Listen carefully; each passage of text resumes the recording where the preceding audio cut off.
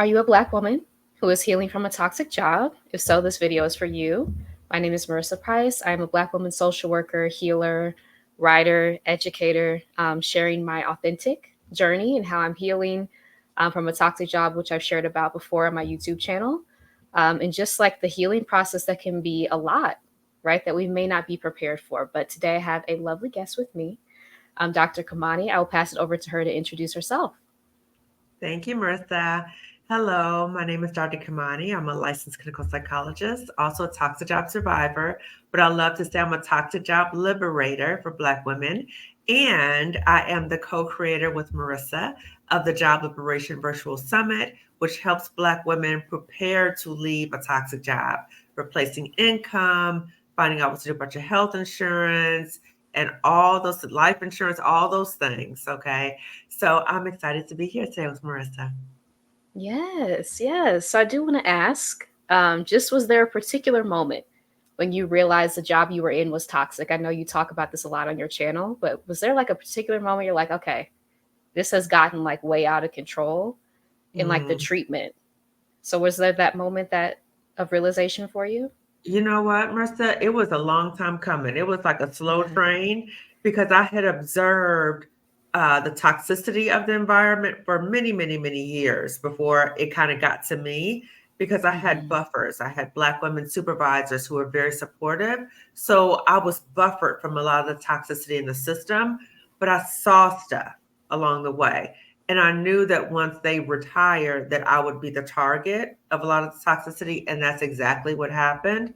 And so again, it was like this slow moving train, and then I was in front of the train. And then when it started to happen, there were just a series of events that started to happen that started to make me feel like, what am I doing here? And why am I fighting to do my job? And why do I feel so disrespected? And why do I dread going to work? So it's just like an escalation of events. And I think I just got to the point where I just got tired of fighting these people, and I realized that it was making me very sick. So physically and or psychologically. And, I took a leave of absence, but I just got to the point I was like, it's not worth it. And I always share the story about, even though I had all these signs, had about 8 million signs, it's time to go. People around me were telling me it's time to go. Like, you don't belong here. Like, we see you somewhere else. I still kept fighting, right? Because I was like, they're not going to run me out of this good job. Hmm. And all those things happened. But it wasn't until when I heard the voice of God say to me in the shower that if you go back to that job, because I taken a leave of absence, if you go back to that job, it's a death sentence. That was it. But it was Mm. all this time, all these years, and trying to convince myself that no, you got it. It's okay. It's okay. You just fight. You don't let them win. You go this way. Now you're going to go this way in the Underground Railroad. Trying to, it just wasn't worth it because I was getting sick in the Hmm. process. That part. Yeah, that also happened to me. After having taken a like an 11-week break from my job, going back, which I would not recommend, and I say that all the time on my channel, like do not go back. Once Yes. you're out, like in making your exit plan, we're going to talk about a masterclass that we have coming up to help you with this Hmm. process. But once you're out, like plan to stay out.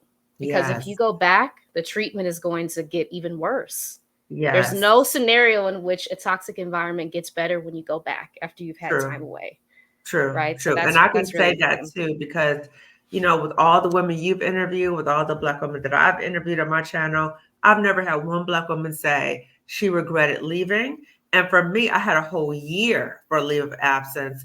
And during that whole time, I started exit planning because I knew that I did not want to go back to that place. Yeah, and that's so important to have that time off too. And that's one of the things we're Hmm. going to be talking about at the masterclass. How to Hmm. leave a toxic job on October 20th, coming up this Sunday, actually from 5 to 7 p.m. Eastern. Hmm. That time to take away from the job because you can get in a cycle of like self gaslighting, which I've talked about before, saying it's not as bad as it seems. Hmm. Everyone goes through this. It's like, Hmm. no, you shouldn't have to be hazed in a job, right? For a Mm-mm. paycheck. That's like Mm-mm. unacceptable. Mm-mm. So having that period of time away through like a Mhm. sabbatical, a career break, time off, if you have the opportunity to do that, that can really allow you to see that it's not you, that it's Yeah. just the toxic environment that you're in. Mm-hmm. Yeah. Yeah. And when you think about it too, Marissa, it's like you're working to pay for things to live your life. But it Mm-hmm. gets to a point when your job starts harming your life, so it becomes counterproductive. So you're working, but then the job is harming you. And then you working to get these benefits, the healthcare benefits that are so good, but then you're getting sick because of the job. So it's Mm-hmm. like this circular thing that doesn't really make any sense. And I think so many of us get stuck there because we believe as Black women that when we get somewhere, we stay, we fight, we don't Mm-hmm. let people run us out, and that we don't really have other options about going somewhere else to make money. And that's not true. Yeah, absolutely. Yeah. And I'll say, like, a lot of us are very mission driven too, which was the case for True. me. Yes. Working on the racial wealth gap, in my background being in economic development, I'm like, this is my dream job. Right. And so Yes. I felt a certain level of like pressure, especially being the first Black person to be in this role, a young Mm-hmm. Black person, young Black woman in this role. I'm like, I just have to stick it out no matter what it's Mm. like. And it was like deteriorating me from Yeah. the inside. Ooh. And they Yes. kept giving me more and more work. And I didn't know that I had the ability to say, no, I'm not Mm. going to take on any more work. Mm-hmm. And so through a process of like interviewing Black women on my channel, listening to your channel, I'm like having to basically rewire my brain, right? Yeah. And like tell myself that I can say no to these things. I don't think Yeah. a lot of Yeah. us know that. Mm-hmm. Yeah. And you're being treated like a workhorse. And I think many of us Mm-hmm. in these work environments, just like as Stephanie Perry says, fruit of slavery tree, we're treated like labor, exploited labor. And we keep working so hard because we want to not fall into that stereotype about being lazy. So then we overwork and then we Mm-hmm. overperform and we do all these other things to overproof. But who are we proving this to? For what? And when we think about, people are benefiting off of our labor. And as my friend Dr. Monica Cox says, we don't own that plantation. Okay. So many of No. these jobs are like plantations. We don't own this plantation. There's nothing we're going to get from working much harder. Okay. Other people are getting Mm-hmm. rich off of our labor. We're not benefiting. And not only we're not benefiting, we're getting harmed in the process. Mm-hmm. That part, yeah. And we've seen multiple examples of the fact that they don't care about us. They No, don't view us as human, no. right? So with the basic needs of a human being to rest, Mm-hmm. right? It's like, no, just keep piling work on her. Mm-hmm. She'll be fine. Like you Yes. said, like viewing us like workhorses Yes. in these roles. And I Yes. do want to talk about like the danger of attaching your identity to your job, which so many of us have done, right? We've True. sought external validation in these True. roles, titles, True. degrees. And True. so when we get to the point where we realize we're in a toxic environment, it's like Mm-hmm. when that becomes attached, it can Mm-hmm. feel impossible to separate yourself from a toxic environment. So can True. you talk about like the danger of attaching your Yeah. identity to a job? Absolutely. Because as Black people, we have been told that we have to work twice as hard to get half as much. That we have been told in many ways that we need to obtain all these degrees and credentials to show that we're worthy. And so a lot of Mhm. times we overperform and we get all these certificates. Now, Black women are the most educated in the nation. So we over prepare. We come into these situations. And because we know that people are looking at us, people are judging us, people are critiquing us, people are viewing us as like the representative of the Black people. So this all Mhm. this pressure on us. So then we may throw ourselves into our work at the expense of our personal life. So now Yeah. the work-life balance is distorted because we throw ourselves into our job. And then what happens is that we are constantly seeking external validation by people who are trying to exploit you. And that's a dangerous situation because they will continue to exploit you. They'll continue to kind of dangle that carrot, like, oh, you're almost there, you're almost there. So you work Mhm. harder, harder, harder. And so then your identity becomes wrapped up into your job. And I think the Yes. challenge is that many of us are so committed to the work we do, right? We're so driven by the mission. Mhm. Like I am Mhm. a psychologist and I want to save blah, blah, blah, right? And Yeah. so because of that, you might withstand more. Like, okay, I'll deal with this because I'm here for, right? And I'll just take this because this is my mission. This is who I am. But the thing is this, we have to recognize that the job is something we do for money. It is not who we are. And we are able to do whatever that work we're doing, we can do it somewhere else. If that's not the only place where we can do that work, and that's not the only place where we can get an income. So we have to break out of that mindset, which is difficult because that's how we were programmed. That's how we were brought up.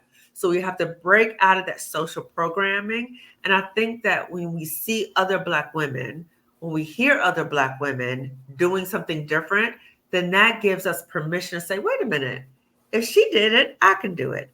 What did she Mhm. do to help her get out of the situation? I think I need to listen to what she said. I need to start getting prepared.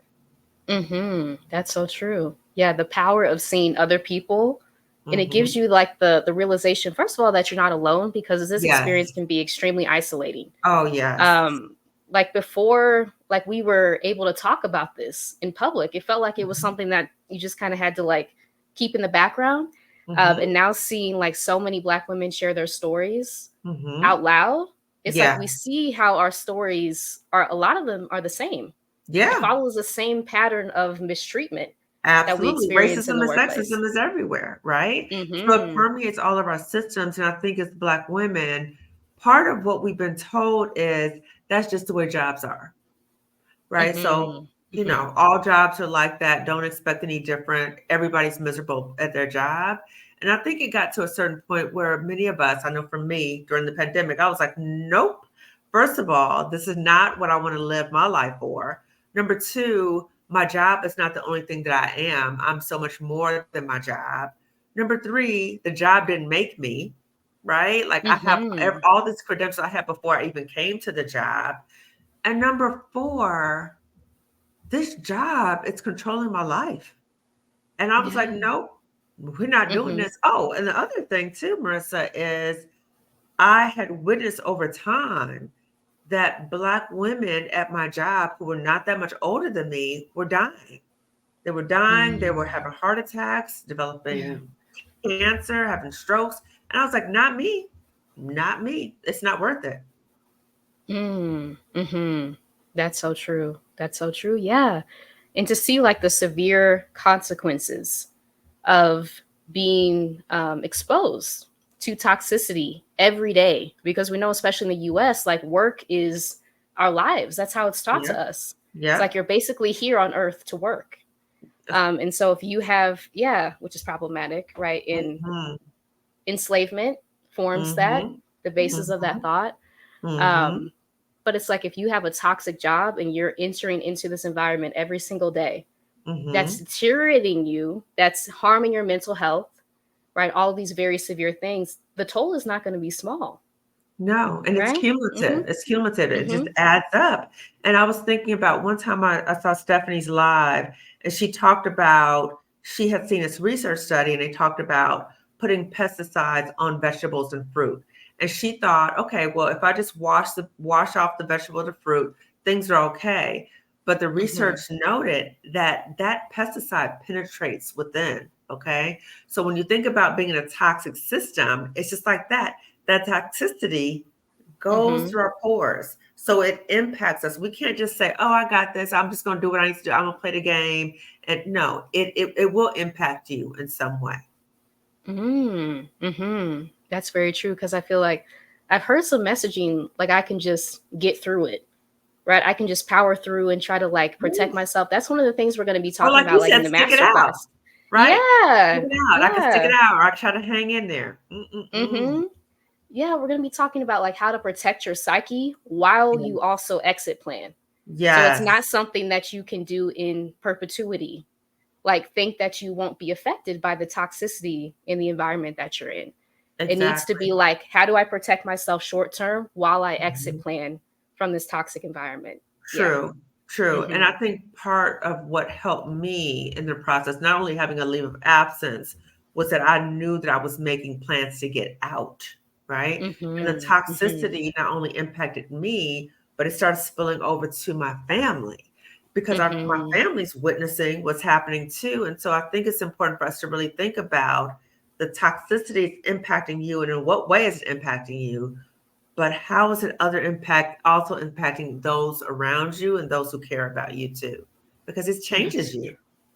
It does. Yeah, it really does. And I do Hmm. want to ask you any fears or doubts that popped up as you made this transition out of a toxic job. What Mm. were those fears and doubts, and how did you also move through them to Mm. ultimately leave? Yeah. Yeah. The biggest fear was how am I going to replace my income and Mhm. what was I going to do for my health insurance? Okay. Mhm. And I don't know where I came to believe that I would have a hard time making an income, even though I'm a licensed clinical psychologist. I was that before I even got that job. But in my Mhm. mind, I'm thinking it's going to be hard for me to make money, which was not Mhm. true. Okay. So I have to Mhm. work through that fear. And I worked through that fear. Number one, therapy. Okay. That was very important with the Black woman therapist. Number Mhm. two, I started working with a Black woman business coach. And from there, I started thinking, okay, if I'm a licensed clinical psychologist, what is the easiest thing I can transition to that I already know how to do? Okay. And so I was like, oh, I'm a therapist. I can transition to doing therapy on my own through telehealth. And it's exactly what I did. So that was the first thing I pivoted to. So dealt with that part about replacing my income. And then I Mhm. started thinking about how am I going to sustain this? And I need to get my finances in order. Like, what is this going to look like? I need to know what's going on. And I need Mhm. to know what I'm going to do about my health insurance. So from then, I started working with Dr. Roche Brown, who's a financial psychologist and clinical psychologist. And I started working with her to get my financial exit plan together, to pay down credit cards, to look at my Mhm. health insurance options, all these different things. So I had a plan. So as I was coming to close to that point where I was like, I'm not going back here, I felt more confident, but I still had the fear. I still, even though I had Mhm. the plan, Mhm. even though I had Black women around me saying, girl, you got this, you're going to be okay. And in fact, Dr. Roche was looking at my finances and she said Mhm. I was going to be more than okay to go. And she said, even if you go back to that job, you're losing money because you're making more money outside the job. Mhm. And so Mhm. even though she said that, I was still scared. I was still scared to make that final leap because, again, I'm a woman who loves structure. I love Mhm. predictability. I love getting that paycheck the 5th of every month. I knew it was coming, right? Right. So, not knowing, right, I was doing well financially, but not knowing, is it going to be this way the whole time? And if it's not, what am I going to do? So from Mhm. then, I started thinking about creating multiple streams of income, which is what I have now. So I feel a lot more stable having multiple streams of income, which I didn't have at the job. So the job, I just had the Mhm. job. But now I understand the importance of having multiple streams of income. Mhm. Mhm. I think that's so important. Yeah, and that our skills are ours. I think Yes, sometimes we think that the job has ownership over our right. skills when that's the Yeah, whole reason how we got the job in the first place. We had to have exactly. skills. Exactly. Yeah. Exactly. And that's so important to realize if you do feel stuck, like even Hmm. doing a skills inventory, which we're going to touch on the masterclass too. Like what have you done before in previous roles? Right, the Hmm. things you do for free, those are Hmm. skills too. And making a list of those for yourself to keep in front of you. So when you do go down the route of the fear starts to kick in, I won't be Mhm, able to do anything else after this. Well, what have mhm. you done before? And how can Yeah, that serve as proof for who yeah, you are and who you've always been? Mm-hmm. yeah, yeah. And I Mm-hmm. think too, recognizing that fear is a natural part of the process. So I think Yeah. when we feel the fear, to us that means, uh-oh, stop. I feel fear. This is bad. No. The fear is telling us, okay, let's be aware of the fear is there, but that doesn't mean stop. That means, okay, what do I need to do to walk through the fear? And what types of supports do I need? I think Glenn Mazzini said the fear is not the stop sign, it is like a gate that we walk through. But as you walk through Mm-hmm. that gate, thinking about what types of support, what types of resources, like the masterclass, that you might need that helps you walk through the fear. So I would say the masterclass and therapy, because it can bring up some other fears you have in your life as well. Mm-hmm. Absolutely. Yeah, and like we talked about before, if you've tied your identity to Mhm. what you do, that can bring Mhm. up another level of fear. Like, who Yeah. am I without this position? Yeah. And so, like, having a therapist would be really helpful in that sense. I know it was Mhm. helpful for me to have someone to reflect back to me that it's Mhm. not me, it's the job. As I was describing to her, the environment that I was in, the people I was working with. And I had come to Mhm. therapy initially being like, how can I gain tools to better like be in this environment? And she was like, no, I don't think it's you. I think it's the environment. Right, right. And it's so funny because Black women reach out to me and ask me the same thing, right? And Yeah. so I've been like, sis, I cannot Mhm. help you cope with a toxic environment. The water is dirty. So if you're in the water, if you're in the job, you keep drinking the water. So you're going to continue to Mhm. be sick. So anything I tell you is going to be a temporary band-aid solution. It's not going to solve the problem. The problem is the job. Hmm. The problem is the job. Yeah, Hmm. absolutely. Hmm. And I do want to ask you just about your healing process after this toxic job experience. What have been the biggest challenges that you faced during this healing process of realizing what happened to you, and Hmm. also like taking the blame off of yourself? Mm. Good question.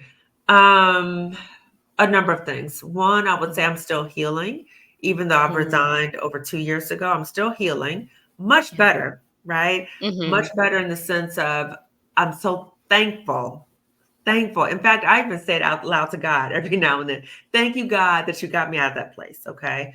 So Mm-hmm. I'm so thankful. And I get confirmation because people from the job, old job, contact me and they're like, oh my God, it's so much worse. And I'm like, oof, what a relief. Okay. So knowing that the healing journey is ongoing, but it's less intense, right? So I might have like a memory, I might see something, might remind me of it, and I might feel like, ooh, right? But I'm not really hurt by it. It's kind of like, Mm-hmm. Mm-hmm. okay, okay. And then what I do is then I do a YouTube video, right? So I might have a Yeah. memory about something or a theme of something, and then I will channel that into a YouTube video. That's my therapeutic release. Okay. So as Glenn Mazzini said, I'm healing out Mm-hmm. loud. So that's my example of healing out loud. I still go to therapy when I need it. I also was very mindful of closing my circle of people around me who had access to me. So those people who have access to me, my friends, these are true friends, people who have been there for me when I was having difficult times, not the people whom I thought I was cool with, who were really not there to support me at all. So I went through my phone and I did a purge, right? So I just deleted a whole Mm-hmm. bunch of phone numbers, right? Because every time I saw their name, it would bring up like you just were not there for me. Like you didn't have my back or you betrayed me in some way. So you're out of my phone. Okay. So you don't really exist. Like I don't harbor ill will towards them, but you're not a part of my life anymore. And so I think it's important to kind of close in that circle. And also, I really tapped into what brings me joy and intentionally planning time and doing things that bring me joy. So, one of the things that I've done is, in addition to working out and prayer and all that, we got two dogs. So, we got Mm-hmm. Scooby right before the pandemic. And then when things were getting really challenging, we got his sister and we named her Joy because I wanted to wake up to joy every day. Because Mm-hmm. before, when I was at the toxic job, I used to wake up to dread every day. And I was like, I'm out this job. Mm-hmm. I want to wake up to joy every day. So I do. I wake up to joy every day. And she is very excited and full of energy and all that. So I am very intentional about doing different things for myself that help me feel good. And I am now doing work that I want to do on my Right. terms. And that brings me so much joy when I hear from other Black women who say, thank you so much for sharing your story. Thank you so much for your YouTube channel. Thank you so much for Masterclass or the summit. You are helping so many people and you're doing God's work. That fills me up. So that is part of my healing is that I'm healing and I'm helping to help other people heal. So then I Mm-hmm. feel that my experience was not in vain. Mm-hmm. Yeah. Mm-hmm. Absolutely. Yeah, and you said something about memory that made me think of like the more that I'm away from that experience, which was like a year and a half ago at this Mhm, point for mhm, me, the more memories come back because I had dissociated from everything that I was experiencing, especially during the last 6 months when I had went back after my mhm, initial sabbatical. I had completely mhm, dissociated. So I felt like I mhm, was just like kind of living my life, but not really, right? Kind mhm, of like being there in presence, mhm, but mentally I had dissociated. And so the mhm, longer I take to heal from that experience, I'm realizing like the more memories come back of what I went through, of what I endured. I'm mhm. like, oh my gosh, I can't Yeah, believe she said that, right? Something that I yeah, would not even like remember, but now I have time and space to rest and actually mhm, process what happened to me because I don't feel mhm. like a lot of us like know that this is a deeply traumatic experience. It's It's not just like abusive. a job, right? It is Mhm. abuse. Yeah, yeah. And And I so, think I yeah. think sometimes our brain and our bodies protect us, right? So, Mhm. maybe you disassociate it because it was too much to kind of take all that in, right? And so Right. our bodies respond in different ways to try to protect us. But you brought up a good point, and I forgot to follow up on your other part of the question was self-forgiveness. So Mhm. self-forgiveness has been an ongoing issue for me because part of it is why did I let that woman talk to me like that? Why did I let her treat me Yes. like that? Why did I, right? All those Mhm. why, I should have told her this, I should have told her whatever, because I wasn't scared of her per se, this Mhm. workplace bully. What I was fearful of is the power she had because the system protected her.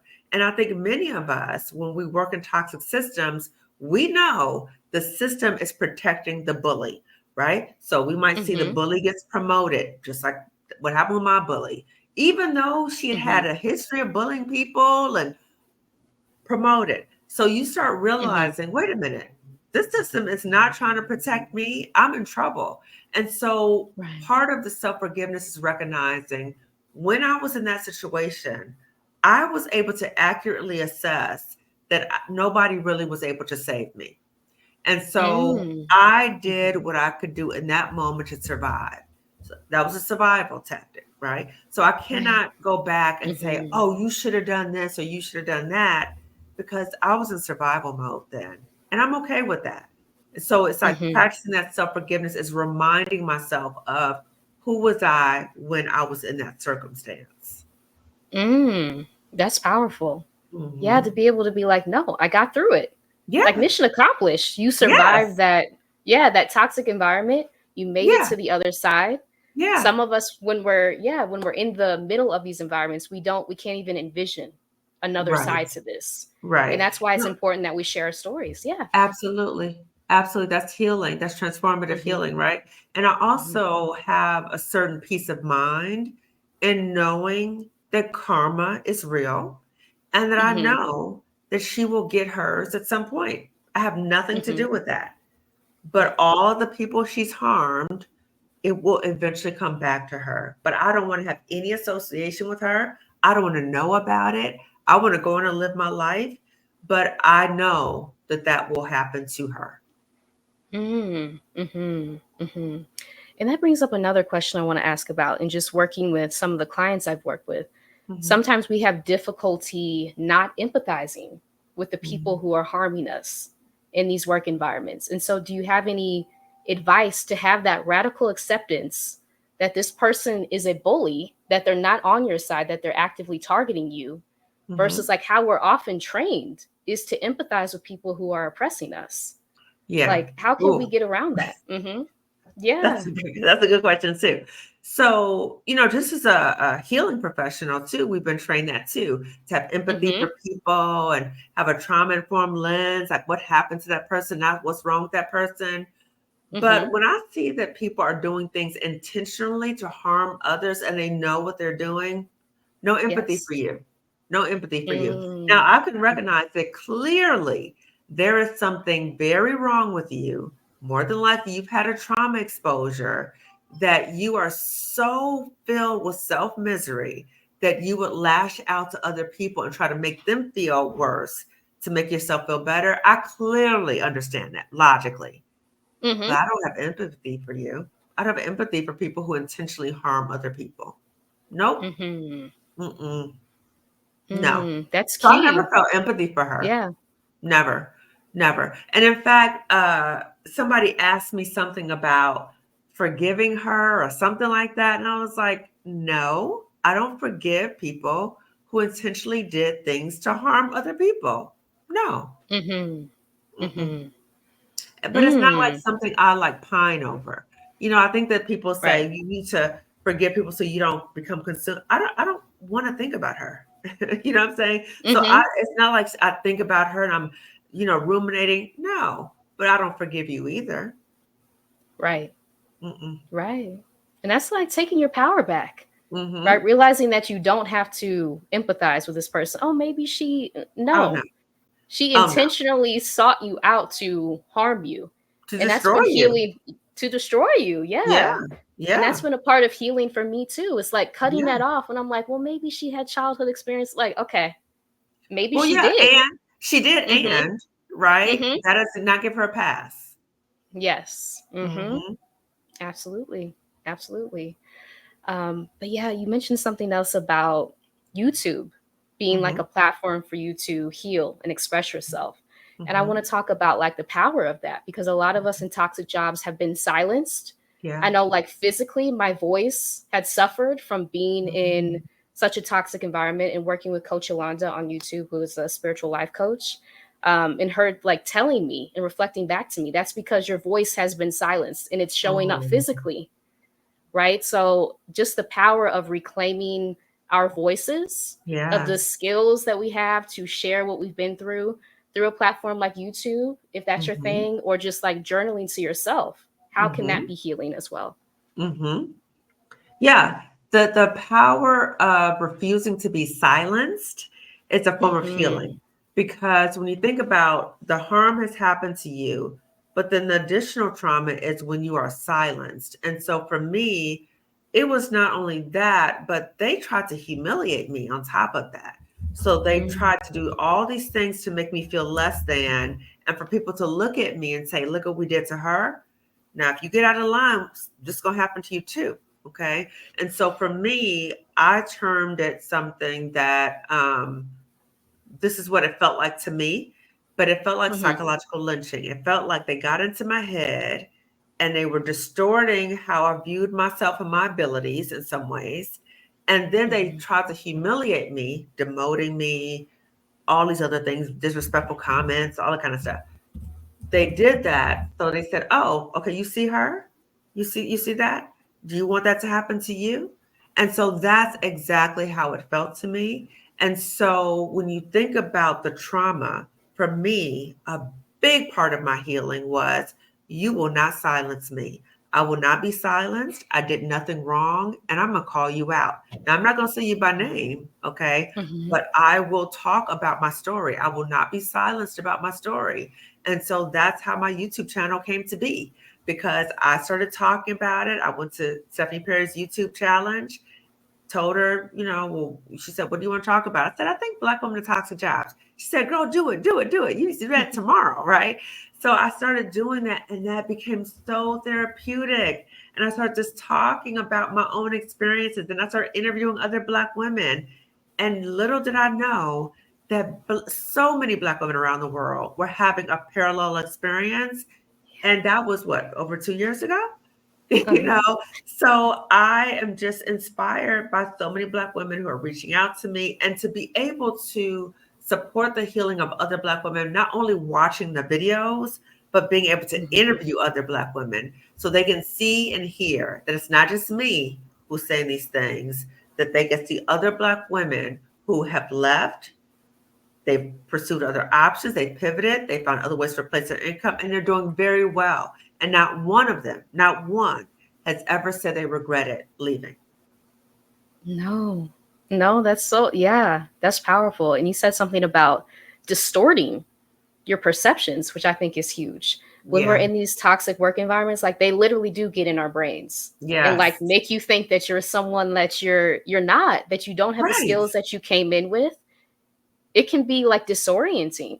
Yeah. Um, And so to have like a community, like a global community, really, of Black Mhm. women saying like, this happened to me too, Yeah. you can like put those pieces together for yourself and start to like heal those parts that the job tried to take from you and realize that it was never you, right? Because this is a No. pattern. We are specifically targeted in the workplace over and over Absolutely. again. Mm-hmm. Absolutely. We're sought out and then they try to exploit us.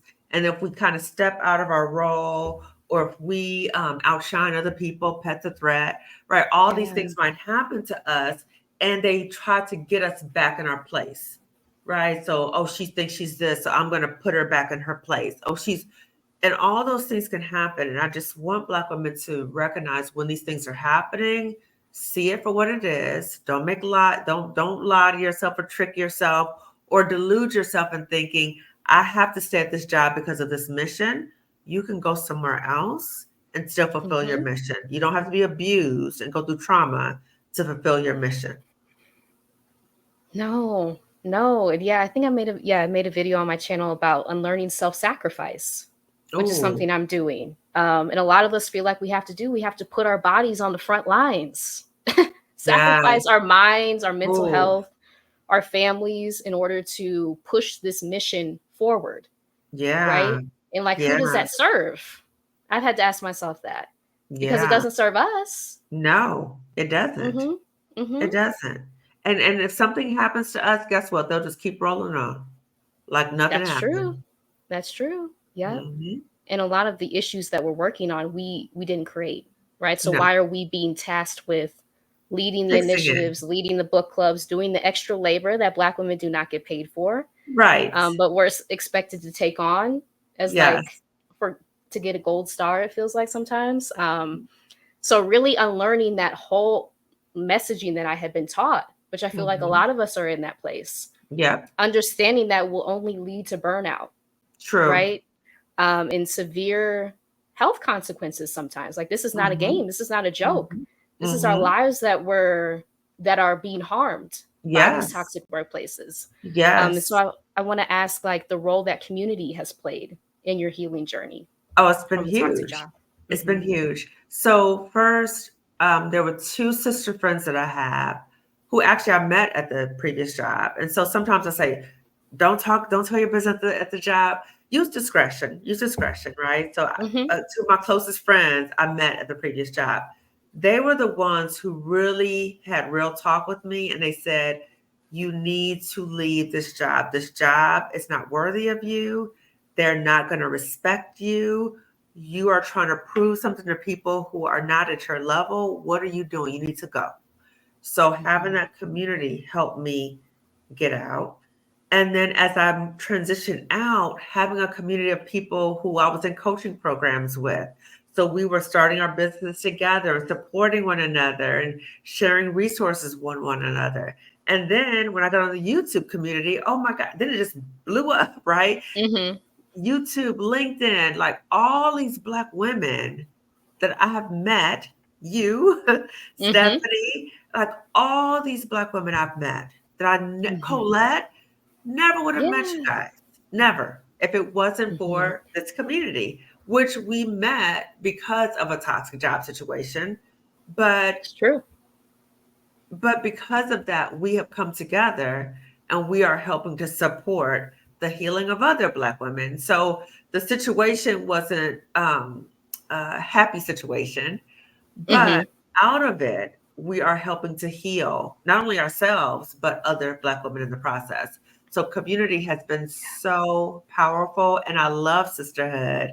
So being able to work with other Black women, uplift other Black women, that just warms my soul. So that is just, I'm just amazed. I'm just amazed. I feel like God has brought all these people into my life where I had Hmm. some very negative experiences, but maybe Hmm. God was trying to prepare me for what was to come. Hmm. That's so true. Yeah, I think you did a video a few weeks ago with Tisha Mitchell, Oh, yes. on are things falling apart or are they coming together? And I've Yes. had to repeat that to myself So several true. times, right? Mm-hmm. Because when you're in the midst of it feeling like everything's falling apart Yeah. from a toxic job, from maybe something that you invested a lot of time, energy, Mhm. education in, Mhm. and it feels Mhm. like it's crumbling before your eyes. Some of us can try to like hold the pieces together versus just letting them fall, because maybe it's like actually coming together if you reframe it in that Exactly. way. So Exactly. that's huge. Yeah, Mhm. that's huge. And yeah, YouTube, the community on YouTube has been huge. I want to ask you about that, like Amazing. the movement, because I feel like this is a Amazing. movement that Black women YouTubers have started, right? And Yes. Stephanie Perry, and how she's inspired so many of us to create channels to reclaim Yes. the narratives that maybe we've suppressed for a long time, that Mhm. we haven't had space to share before. And now it's like this Mhm. platform of healing, sharing Mhm. resources, and just Mhm. like the power of YouTube, if you want to say anything about that. Yeah, Hmm. I think Stephanie has really revolutionized how Black women see ourselves and our lives, that we see ourselves as worthy of living the life that we want and that we deserve. And why wait? Why wait to Hmm. have the life that you want? How do you create the life you want? And if there's things in your life that are not supporting the life that you want, how do you leave that in the past? But how do you make Hmm. plans to leave that in the past? And I think that's the important part about planning, organizing, networking, community, accessing resources. I think that's what this community is about, is really not only raising awareness about there's other ways to be, there's different options, but also sharing so many resources and so many connections and so many opportunities for community. It's very powerful. Hmm. It is. It is. And when you see people who have been through similar experiences as you, again, they've made it to the other side of whatever they've been through. So that gives you hope that you can do Yes, the same thing. I think that's very yes, powerful, yes. especially in a toxic work environment. Hope can be like, it can feel like you'll never get it back again. And so to Mm-hmm. be able to see other people, it's like, okay, they're giving me the resources and they're also showing me that it's possible Yeah, too. yeah. Um, and I think that's been huge in a Yeah, lot of people's you know, healing. I wish Hmm. people, write me and they say, "Oh, I wish I knew about you 5 years ago, 10 years ago, 20 years ago." And I'm like, "Yeah, I wish there was somebody like me then too that Yeah. I could have, asked for support, but there wasn't." And sometimes when Hmm. we don't have that, we have to create that. But what's important is that once people create that, that we also take the steps forward and doing the things to help us. So when we think about that sense of agency that we all have a sense of agency. Even though we might feel like in a job, there's no opportunities for us, we can't grow, we have to recognize that's the job, but that's not our personal life. We do have agency. Hmm. And so agency might mean, okay, let me look around me and see what are the things that can help me that I prepare to move out of the situation. How do I prepare to pivot? And what are the things that I need to put in place to help me pivot successfully? Hmm. Absolutely. Yeah. And I do want to talk about the second masterclass that we're going to be holding on October 27th, How to Hmm. Heal from a Toxic Job, which is like Yes. the second part. So after you left the toxic job, there's all this residual, like we talked about Woo. before. The memories start coming back, right, of what you experienced, The the grief anger. process. Yeah, which is very Yeah. real. Hmm. So yeah, I want to talk about just how we begin to heal. If Hmm. someone listening has exited, they've already done that process, and they're Hmm. feeling like still swarming in, like you said, grief, Hmm. anger, all of these emotions from a Hmm. job. Like, what are the first steps that they can take to begin that healing process? I think number one is to recognize that you need healing and to Mm-hmm. recognize that ruminating about the job, ruminating about what happened, that's not healthy for you. I've talked to so many Black women where it's like they're stuck. Like they've left the job maybe 1, 2, 3 years ago, and they're still Yeah. stuck thinking about what happened back then. They can't move on.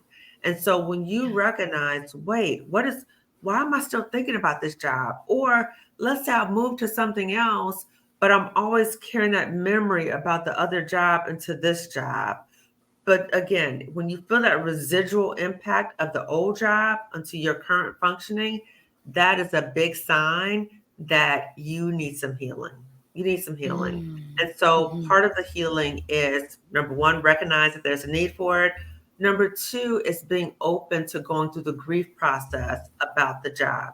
And you might think, well, why am I grieving a job? Well, think about when you went to the job, when you first got the job, you probably had a lot of dreams and expectations about the job. And so Mm-hmm. those were lost. Those are a sense of betrayal. And also think about the life that you had. Maybe it was a certain way of living that you had to say goodbye to. Mm-hmm. Or maybe it was maybe associations you had at that job no longer there. Maybe people you liked at the job. Or maybe people you betrayed, who betrayed you, excuse me, who betrayed you at the Right. job. Mm-hmm. Doing all of that and allowing yourself to go through the grief process is very important, because if you don't, that stuff will just stay with you, and you could be years out the job and you still talking about what happened to the job 5, 10 years ago. That's very true. Yeah. And the healing process can take time too. It's Mm-hmm. not something that you can just like snap your fingers, okay, I'm healed. It's like as you have time away from that environment and you experience something new, Mm-hmm. hopefully, and not another toxic environment. Right. Um, but if you do, you now have the blueprint of how to exit when you see the signs. I think that's powerful. Yeah. But yeah, it can take time. So to give yourself grace, Yes. patience, understanding, compassion as you realize what you just survived, right? And I Mm-hmm. think that's important to emphasize. Mission accomplished. You Yeah. Yeah. survived this toxic environment, and now Mm-hmm. you have the space and time to heal. And we're going to help Yes. you do that during part 2 of the masterclass, how to heal, Yes. to Yes. process the trauma of what you went through. Yes, Hmm. exactly. And I think when we don't heal also, like we don't go through the grief process, then you're more likely to end up in another toxic job because you haven't processed all that stuff. So you might Yeah. miss some of the red flags that you noticed at the old job. You might miss it because you've never Hmm. processed it. So you might go into a similar job situation, and then you're like, this job is just as toxic or worse. And Hmm. then think about how devastating that is. Hmm. Absolutely. Yeah. And I do want to talk about entrepreneurship just a little bit Mhm, because I know, having studied this in graduate school, a lot of Black women pivot to entrepreneurship because mhm, of toxic work environments, mhm, because of feeling suppressed, mhm, right? The glass cliff is something I talked about on my channel before, like being led off this cliff after you've been mhm, brought in for all your talents, expertise, not given the proper mhm, resources to do your mhm, job effectively. mhm. And Set so up a to lot of fail. us, yeah, set up to fail.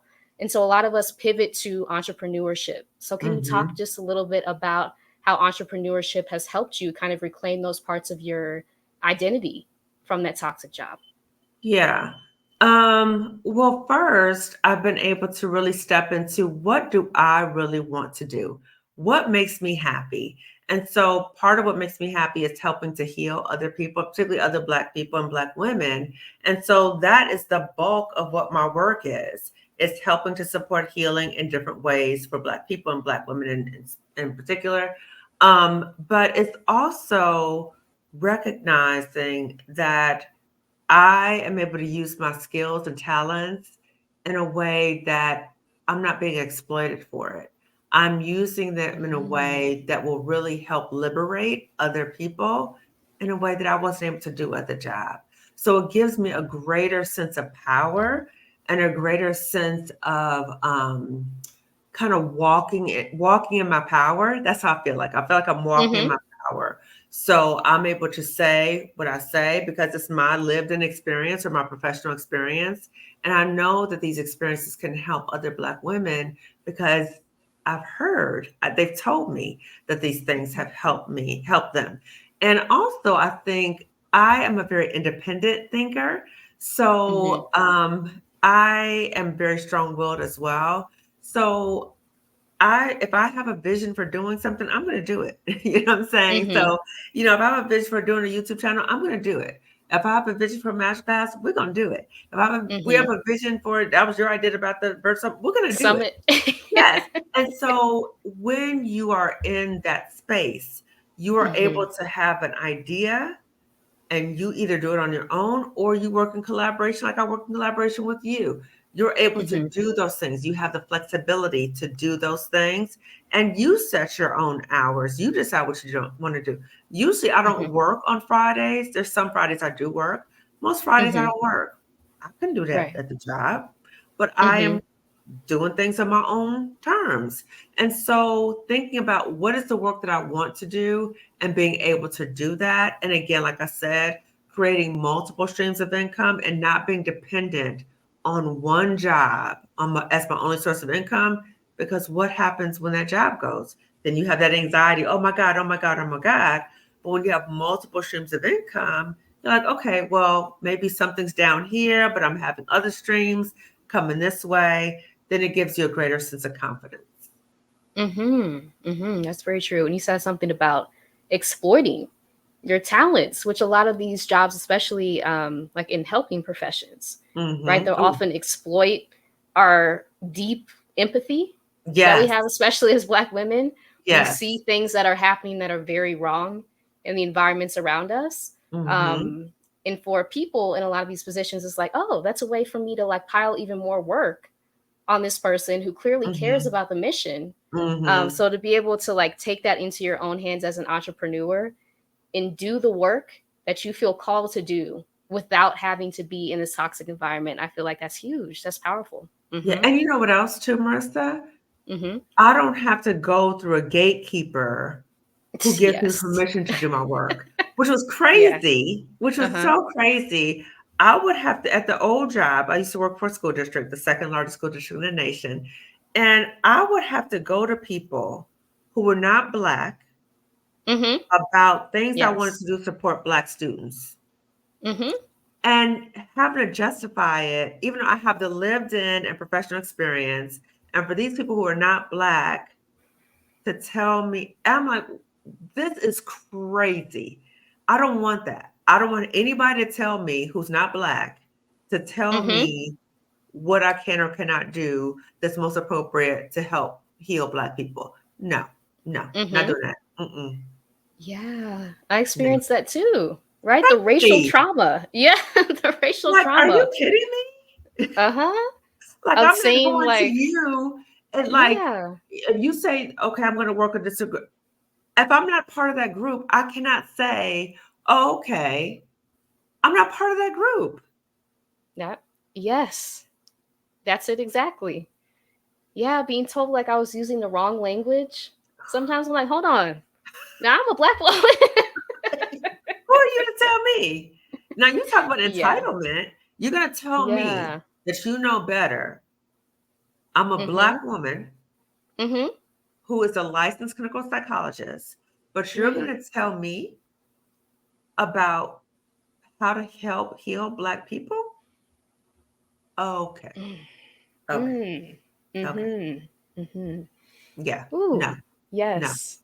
That's so real. And Yeah. so being able to take the narrative back, right? The Yes. power into your hands because a lot of us come into these roles knowing what's wrong, having gifts, right? Like we talked Mhm. about like tags, like talents, abilities, gifts. What Mhm. do you come into these roles with? And Mhm. realizing that the job has never had ownership over these things. These things have always existed inside of you. And how Yep. can you tap back into that power that you Yep. came in with to now Yep. pivot out of this? Now that Yep. you've recognized it's toxic and it's not for you, it's actually harming Yep. you. Mm-hmm. Mm-hmm. Exactly. And recognizing that sometimes you may work certain jobs to get something from it.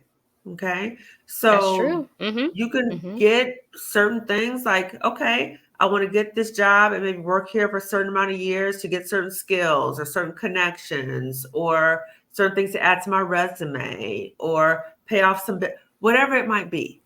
We can Mm-hmm. also learn to be strategic in our jobs. And sometimes we might get jobs that might be a bridge job. So we might leave Mm-hmm. one job and say, oh, I got to get out of here, right? So if you don't have Mm-hmm. time to fully plan, you might say, I got to get out of here. But what can be a bridge job until I find the job that I really want or create the business I really want? But there's an option to have a bridge job in the meanwhile. But be clear that there could be things that you get from the job, but just because you're getting things from the job, that doesn't mean you need to stay there. Okay. And I think part of the grief process is recognizing that there were also maybe some positive things you got from that job. So for Mm-hmm. me, I got all my student loans forgiven because I work at a public service, thing. So I got my loans forgiven, right? So there was a Mm-hmm. benefit. I got different connections through the job. So there were things that I got from it that wasn't all bad. It wasn't all bad. It didn't start off as all bad. And that's more of the nuanced Right. discussion and processing of grief, that it's not just all one way. It's very nuanced. Right. Right. That's important. Yeah, to leave Hmm. space for multiple things to be true at the same time. True, I true, think that's healing versus like true. thinking it has to be this way or that way. It's like Yes. no, you might have come into contact with people who have like opened your eyes to another field that you may Hmm. enjoy, right? You gained True. skills.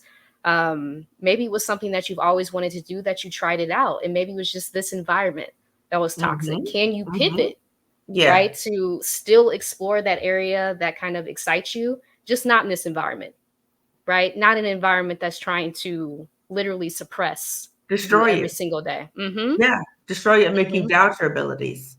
Yeah, Hmm. absolutely. Yeah. Hmm. And so as we're winding Oh, down, I I'm wanted sorry. to I have to ask say you. something. I have to say something, Yeah, Marissa. please, please. Uh-huh. The hypocrisy of it all is many people in the toxic job are trying to make you think that you're less than, right? Mm-hmm. But they are actually less than. These people who Mm-hmm. are sending you this message, more than likely, they are less than. And I call them the true imposters. So they are the ones who are so deeply insecure by you and threatened by you that they will do anything to try to make you feel like you're less than, as a way for them to feel better. So they feel like they have power over you. That makes them feel better or feel bigger than you, right? Or it's a way for them to distract other people's attention away from them and their Mm-hmm. incompetence, right? So I call it the projected incompetence, projected insecurity. They try to do that to kind of like a distraction technique. So it's important Yeah. for us to recognize when this stuff is happening, when you recognize that people are trying to make you feel some kind of way, look at the source. Look at that data source. Mm. Okay. Who is Mm-hmm. that person doing that to you? More Yeah. than likely, that person is deeply insecure.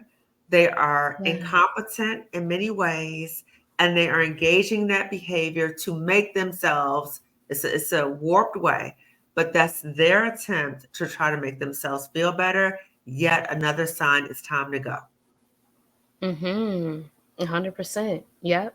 And bullies will often target, right, Oh, the people who are like shining stars. oh yeah, yeah. I did videos on that. Yeah. Yes, yes. Mm-hmm. And I've seen that bullies target the star performers, and it doesn't make any Yes. sense because you're Mm-hmm. thinking, wait a minute, why would you do that? Because that would make the company look better if we elevate the star. No, because the star performer shines the light on them that they're incompetent and they can't Mm-hmm. stand it. So their ego is bruised. And so Yeah. they would rather dismiss you. They don't care about the company, but you're making them look bad. So it's all about their ego. It's not about the company, it's about them. And so, yes, the star performers are often the target of the bullies.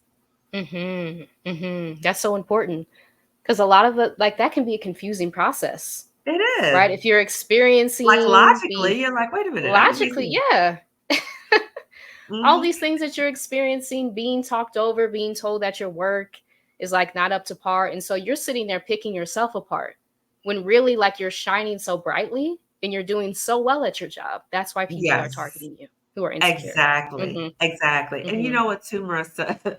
I have a lot of Black women who reach out to me and they say, this happened, this happened, da, da, da, and I'm like, listen, like, okay, I kind of know the same kind of story because it's like a pattern, right? Mm-hmm. Yep. And they'll say, it doesn't make logical sense. And I say, sis, it's not going to make logical sense because it's not logical. You're dealing Mm-hmm. with people's insecurities and their bruised egos. That's not logical. So we're Nope. trying to make logical sense of it. We're trying to get clarity. We're trying to have meetings. We're trying to do, Mm-hmm. it's not worth it because it's not Mm-hmm. logical. That part, it's not. No. Mm-mm. Oppression is not logical. No. And I think just like sitting with that truth has been so healing for me. Mm-hmm. and realizing that no, it's not you. Mm-hmm. It is the fact that your brilliance Yes. is like harming, or like, what's the word I'm looking for? It's like It's irritating someone. assaulting. It's Yeah. assaulting a fragile ego, right? Yes. So it's Uh-huh. like it's Mhm. putting a flashlight or a Mhm. spotlight on their own insecurities, and they can't Yeah. stand it. So then they try to Mhm. destroy you or Yeah. discredit you in some way. Mhm. Mhm. 100%. Yeah. But I do want to ask you, as we're winding down tonight, what you're excited about now that you've left that toxic work environment, and what's to come in the future. Well, I'm excited about finding different ways to liberate Black women. I'm so excited about the Job Liberation Virtual Summit that we did in May. That was Mhm. magical. And just seeing so many Black women, we had over 300 Black women who were in attendance, and just like the excitement and the gratitude and just so many words of wisdom that were shared, like that makes me like, wow, we really have something that can really help Black women. And that Mhm. really inspires me. So my mission is to do whatever I can to, and I am. I feel like I'm spearheading a movement to help as many Mhm. Black women as I can to leave and heal. And so for me, I have to understand that the process of leaving may take longer for others because they're walking through the fear. But I want to be there to support Black women no matter where they are on that continuum. If they're just thinking about it, they're watching the videos, they're thinking about it, I want to hear to support every Black woman, okay? Because I Mhm. know how horrible it is to be in that situation. And I don't want any of us to have that experience. And I want us to know that there's a way out. And I want to provide those different options for the way out, the resources. Mhm. Mhm. Yeah. And speaking of that, please register for our upcoming two-part masterclass, How to Leave a Toxic Job, on October 20th, 5 to 7 p.m. Eastern, and then How to Heal from a Toxic Job, October 27th, 5 to 7 Mhm. p.m. Eastern. And yeah, this will provide you with the resources in the community as well to be able to make your exit plan and then Mhm. heal from the aftermath if you've already exited, or if you're Yeah. planning how to heal afterwards, so that Yeah. you have that information again from like two healing professionals who can provide you with that information. And both of us have survived toxic Yes. jobs, right? And we're still in the Yeah. healing process. Yeah. Yes. Yes. Yeah. And to really emphasize that um one, it's a courageous step to register, Mhm. and to know that when you register and you attend, that Marissa and I are very mindful of privacy considerations. So your name will not be listed. It'll be webinar format. So your name will Mhm. not be listed. You will not be on camera, only the speakers. So don't have concerns about your privacy, like, oh, I don't want people to know I'm trying to leave this job. Nobody will know. Marissa and I will be the Mhm. only people who know that you've registered. So don't keep that from you registering. And Mhm. please support your sisters and share this information with other Black women as well. Because more than likely, if you know another Black woman, she may be in a toxic job. So share this information with her as well. So we hope that you Yes. register for the master classes.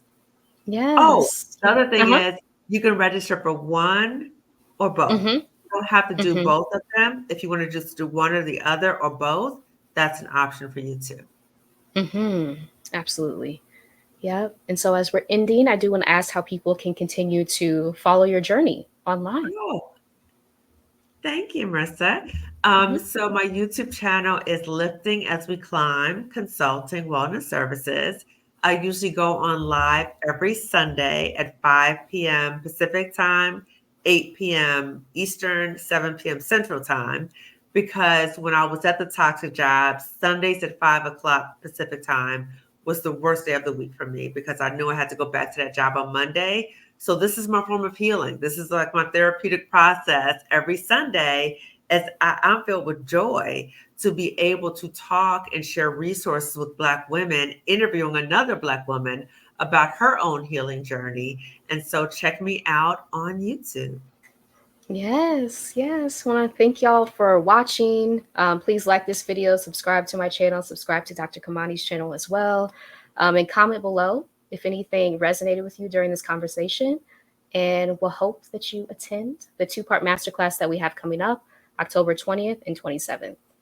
Thank y'all for watching. Until Thank next you, time, Marissa. bye. Thank you. Bye. Bye.